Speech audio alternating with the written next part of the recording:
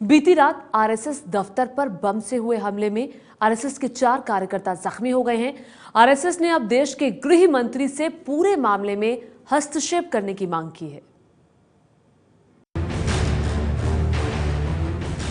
ये तस्वीर कल रात करीब 9 बजे की है, जब केरल में कोझिकोड के नदापुरम में आरएसएस के दफ्तर के पास हुए धमाके में कथित तौर पर आरएसएस के 4 कार्यकर्ता घायल हो गए। आरएसएस ने हमले की निंदा की है। ये जो हमले हो रहे हैं वो मार्क्सवादी कम्युनिस्ट पार्टी नहीं, वहां की राज्य सरकार करवा रही है और इसके पीछे पीएन विजयन का सीधा हाथ है। अब समय आ गया है कि भारत के गृह मंत्रालय को हस्तक्षेप करना चाहिए।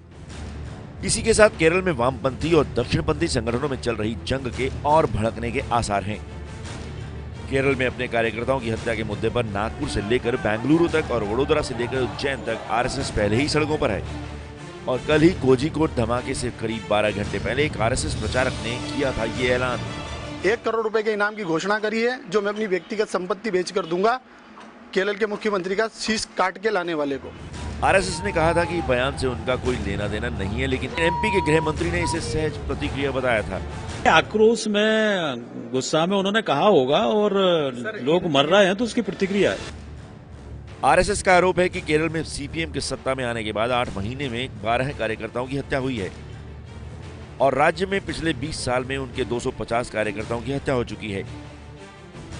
केरल में पहले वामपंथी और कांग्रेसी कार्यकर्ताओं के बीच खूनी हिंसा होती रही है, लेकिन पिछले 1 दशक में अब ये लड़ाई आरएसएस और लेफ्ट के बीच हो रही है।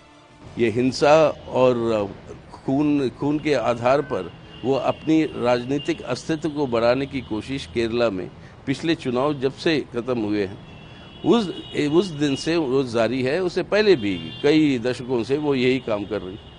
ये आरएसएस का ये कोई नई बात नहीं है। स्टालिनवादी संस्कृति और राजनीति को जो मार्क्सवादी कम्युनिस्ट चला रही है, उसका एक उद्देश्य केरल में संघ के अस्तित्व को मिटाना और दूसरा उद्देश्य देश भर में उत्तेजना पैदा करना है।